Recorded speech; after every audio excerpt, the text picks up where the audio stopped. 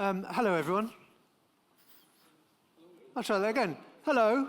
Hello. See, I wrote this report and it's called The State of CPaaS. You are the state of CPaaS, so I'm expecting some kind of vibrancy from you. So can we just try that again? Good morning. Good morning. That's better, thank you. I don't know if you've got this yet, Rob, but are you giving this to everyone at some point? Fantastic. You've got, a few of you already got it. I'm genuinely very grateful to Rob and the other partners at CPaaS for asking me to write this. I'll tell you a little bit about myself and why I think it's relevant that I wrote it. So I've been in telecoms for nearly 40 years.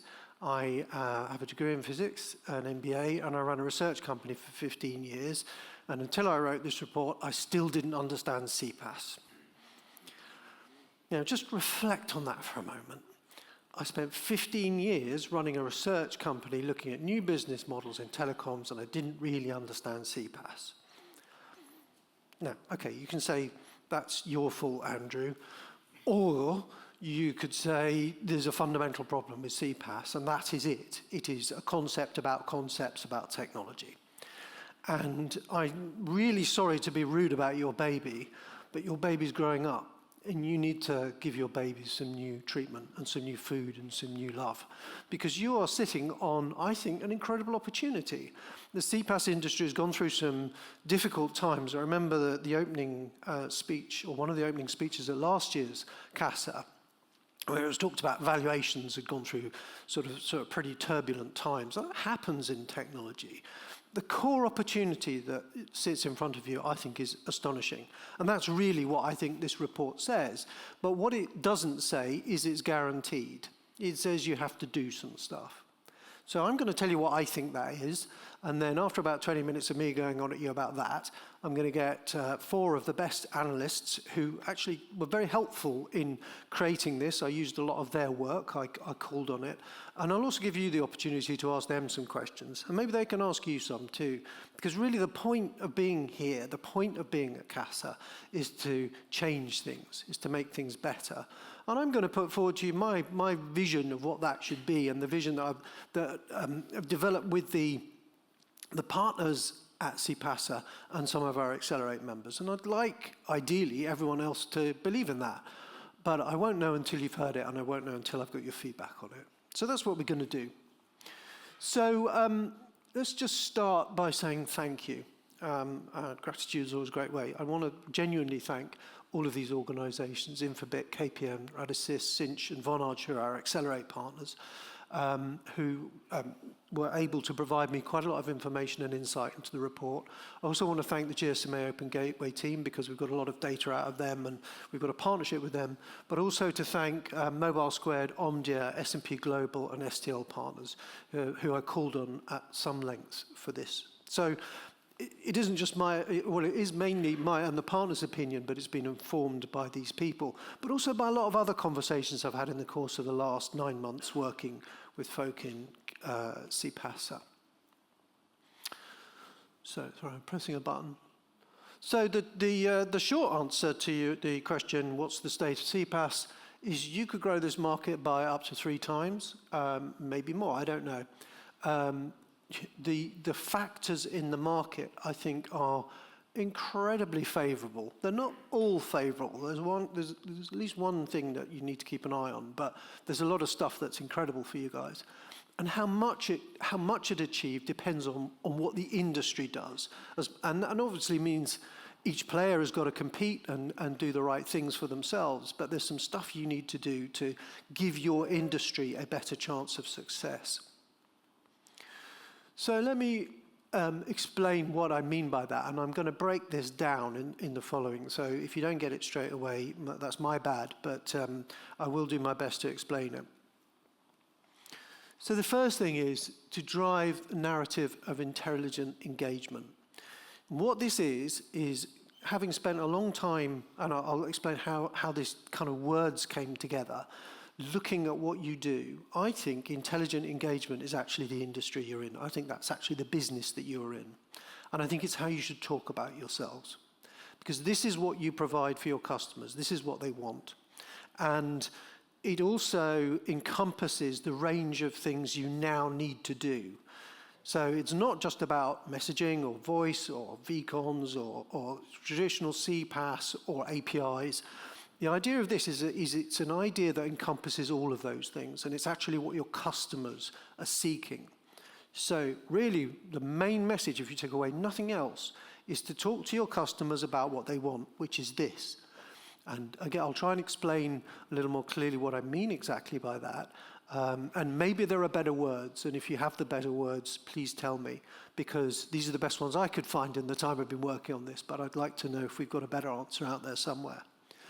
And the main reason is to make this story easier for your stakeholders to follow. It's intriguing, actually. The word engagement came to me through two sources. One was through talking to BT, because their kind of head of enterprise there talks about it as a way of improving engagement with its customers. And also through Jordan Rupar, who's a partner at Q Advisor and Investors, says, oh, we don't talk to people about CPaaS because they don't understand it. It's a way of modernizing engagement, how enterprises modernize their engagement, she said. And I thought, actually, that's absolutely spot on. But modernize is not good enough. Modernize is a rather generic word. It means like paint or something. What I think intelligent is right, because I think it covers the range of things that the industry actually does. And I think it has legs as well.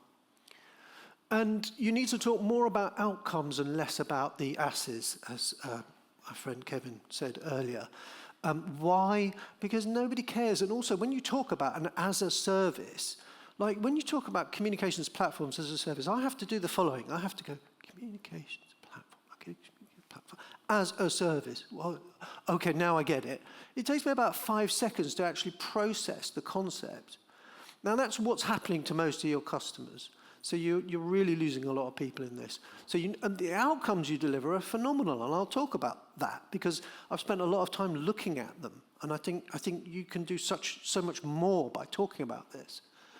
And okay, we've made the joke about a penny in the pot for every time you talk about CPaaS. You're allowed to in this room. This is your industry. That's okay.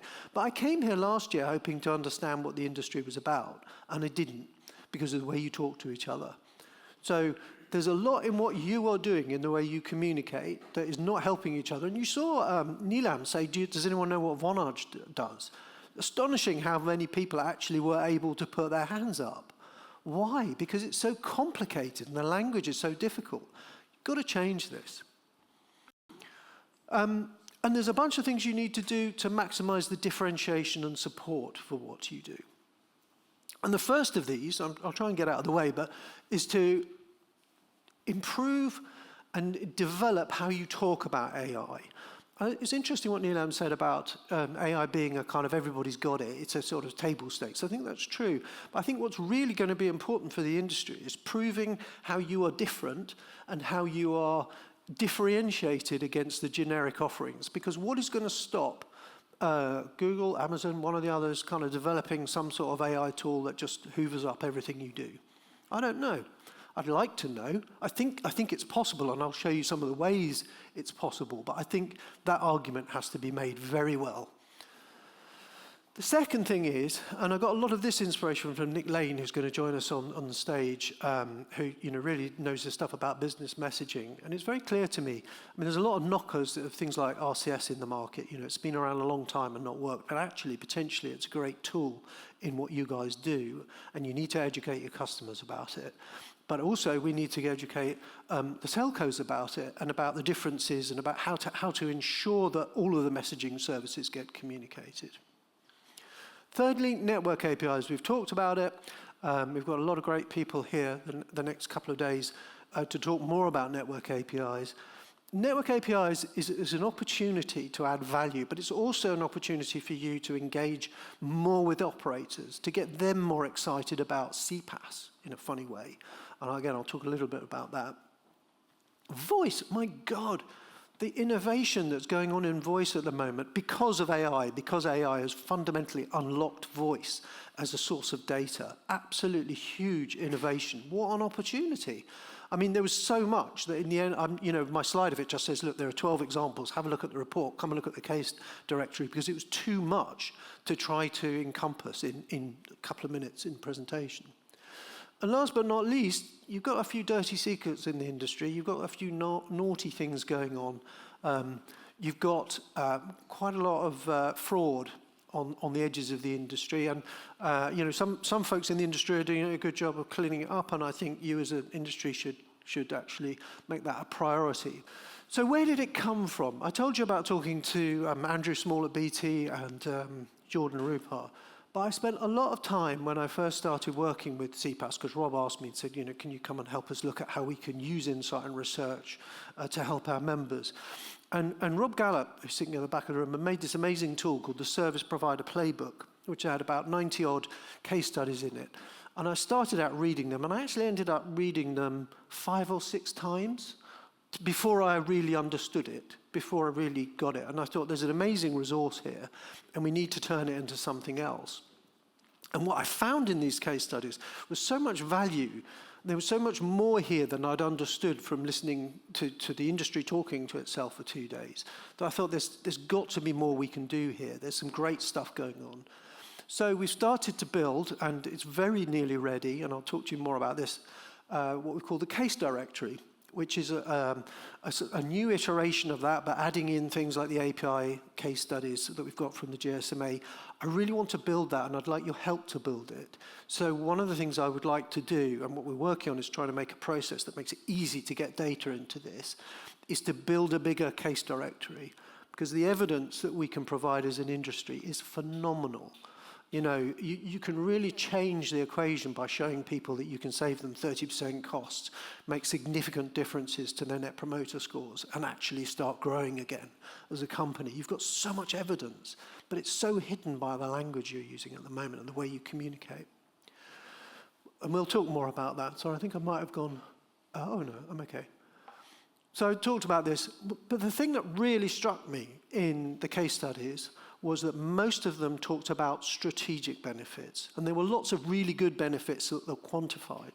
And by a strategic benefit, what I mean is something that allows your business to evolve and compete differently in the future. So it might be able to adjust itself to scale.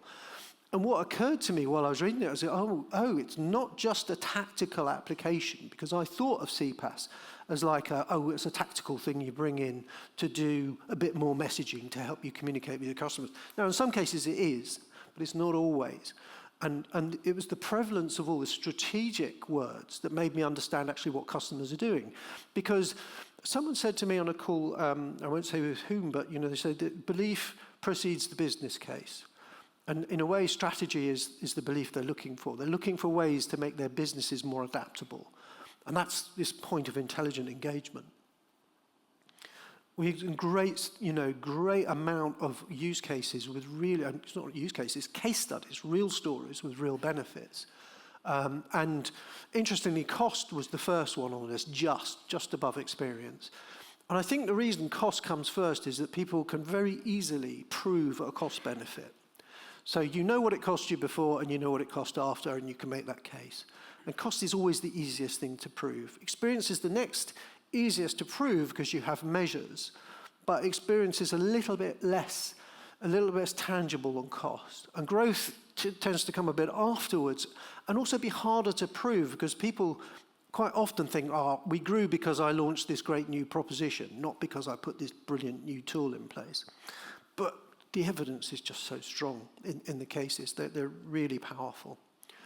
And I'm going to skip over this a little bit. And also just to say customer experience, we thought about experience as a word, but it doesn't really capture what your customers are seeking. That's why engagement is a better word, because engagement involves more than experience. It involves transactions, it involves APIs, it involves seeking information, it involves doing deals. It's not just about experience. So what does the story look like? Why intelligent engagement? Well, because these are the two things I saw being played out time and time again, intelligence and engagement. So just to try and illustrate this a little bit, start out with tactical CPaaS, I would call it. What does that mean? I'll come back to. Evolves into customer experience management and becomes intelligent engagement. And that's really where the most money is. Interestingly, there's money on each step, but some people go straight to the end. Other people start in different places. This isn't the only path, but it's the easiest narrative path to understand. So for example, if we look at how it changes, people start using an SMS reminders. It's very one way. You might move on. And what is it doing? It's improving the availability and reach and adding services. They might then move to a step where they're integrating more of the information, more of the communications, and they're adding new channels and new sources of data. And typically it's taking them weeks or months then to make decisions. What they really want is this thing at the end, which is intelligent engagement, which is they want to be doing things so quickly. They want insight to action as quickly as possible. I call it near real time because it's probably untrue to call it real time at this point. But that's really where people are trying to get to. And if you run a business, I mean, I used to be the commercial director at SDL Partners. Oh my God, that's what I wanted. I wanted to know what every customer had told us. I wanted to know what happened on every research call. I wanted to know what they were saying, what their needs were, so I could do things about it quicker. And I wanted to be able to act on it. That is what business owners want. So, this is how I think the story evolves. I'd really like to work with you to make this story better, because I don't think it's quite right yet. For example, I think that maybe insight is above adding AI interactivity on the chart. I don't know. Really value our conversation. Not now, but love thoughts about that. But this is what I think is going on. I pulled out a few case study examples. I'm not going to dwell on this, but, Infobips, and I've not really shown any fear or favor in who I selected in the use cases. I just used ones that I thought demonstrated it well. So you can see on the left something quite straightforward. They used SMS and WhatsApp to expand their customer base. In the middle, you've got the sort of consolidation type picture, and on the right, you've got CM, which we heard from last year, which I think so far is still the most advanced example I've heard. But I'm frustrated because I'm sure there are others out there, and I'd love to hear from folk in the room, what are the really exciting and different things that move us towards this picture are. So let's talk a little bit about the market. I'm going to whistle through this. I'm just looking at how long? 3 minutes, not long. Okay. So, like Rob said, I heard this number 100 billion. Where did that come from? Well, I'd say that was a speculation, a hope that the industry had. And I thought, well, I wonder really where it can go. What can we do? So I took some time out with Nick and with Raoul and other folk in the market to talk about what the forecasts were. And I came up with my own forecast because not everybody's numbers are the same and et cetera. And I came up with 3 lines, 3 scenarios. A sort of steady growth forecast, which is about 11% compound annual growth. That's based on steady as you go, more or less from 23 to 25 to now, onwards. A slightly more aggressive version, which I've called the mid case, which was based on a forecast that Nick presented at a CPaaS talk a couple of months ago.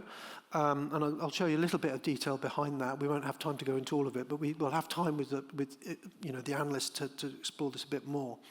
And then I went, okay, so what would it take to get 100? What would it take to get to 100 billion? So that forecast, I said 21%. So first of all, 21% compound annual growth for the last 5 years. It's not bad as an industry. It's very good, actually. And it's still going. And okay, so if you took it to 11, that was where it would take you. If you took it to 18, which is kind of closer to where Nick, I extrapolated out a bit and had to fudge Nick's up, so I can't blame Nick for this forecast, it's mine. But 73 billion. You'd need to get to 25% compound annual growth to get to 100. Now, actually, I think it's possible, but absolutely not a certainty. And I think really, I always think, well, does 100 billion matter? Does 73? It doesn't really. What matters is how much you can grow your businesses. So really, this sort of 55 is not quite doubling the industry, so that's sort of growing nearly twice in 5 years. The 73 is slightly more than doubling the industry in 5 years, and the 100 is trebling the industry in 5 years. So that's to give you, I think those are probably better heuristic guides to what's possible and where you should be thinking. And maybe at the end of the analyst session, we'll get a show of hands. Where do you think? Where do you feel you could get? So let's see how that goes. But this is quite an important chart, I think, to the story, and I'm just looking, I haven't got much time, so I think I'll probably truncate the story a bit and get the analysts up on stage. But this chart really matters because this is the mid case. Okay, so this is the one that goes a bit faster than business as usual, just carry on steady as you go. Why does this really matter? It matters because you've got this big beige bit and the big orange bit, and the beige bit is RCS and the orange bit is WhatsApp. And without that sort of slice of cheesecake emerging in the middle of your chart, without those new messaging channels, one of your opportunities to grow as an industry is going to go away because SMS is certainly plateauing, maybe it's declining, we don't know. We'll come and talk about that a little bit as one of the things we want to talk about. But so this is absolutely critical. And why is that really interesting from an intelligent engagement point of view? It's because the RCS and WhatsApp are and indeed network APIs, are built for engagement. They are built for multiple transactions, built for communication going both ways, or not just communication, the interaction going both ways, so proper engagement. So you need to get these stories across to the market if you want the market to grow, in my opinion. And I'll be honest with you, I haven't always been a friend of RCS. And a very good friend of mine, a colleague, Dean Bubley, absolutely hates it. And he's wearing quite strong views about this. And there's a lot of analysts who don't like RCS. But from the evidence I've seen, and I think Jonathan, I saw some stuff from, Jonathan Cinch, I saw some stuff from Infobip talking about the growth of RCS recently. And I think it would be interesting to get more information about that. And I think we need to tell that story. And there are other opportunities. So VCons are not on this chart. All of the data opportunities, all of the abilities, the amazing abilities that you can do and that you'll learn about in the next couple of days with the VCon stuff are not even on this. So maybe you could get to 100 billion. I don't know. Because let's face it, I mean, who here knows what they're going to have for dinner tomorrow night? Show of hands? 2 people know what they're having for dinner tomorrow night. That's quite impressive. So expecting us analysts to know what size the market's going to be in 5 years is ambitious. But it's our job. So we'll do our best to prove it. But this is the general story I'm trying to tell. So I'm just going to... this is useful. I think this is quite a useful thing to conclude on, really. Where's the money today? So if you thought, so again, I was trying to answer the question, where do you get $100 billion from? So if you've got $32 billion today in CPaaS, 7 in CCaaS and 67 in UCaaS, there or thereabouts, best I could guess. There's also 600 billion, there or thereabouts, in digital marketing and 300 billion in customer care. Now, I know that within that 600 billion in digital marketing, there's at least 200 billion that is not very well accounted for, that is subject to fraud, that is subject to poor reporting practices. So there's at least 200 billion in that stack, which if you're doing a good job, you might be able to attract into your direction. So and these markets, by the way, are also growing. CCaaS and UCaaS are both forecast to grow in the kind of 17 to 30% compound annual growth for the next 5 years.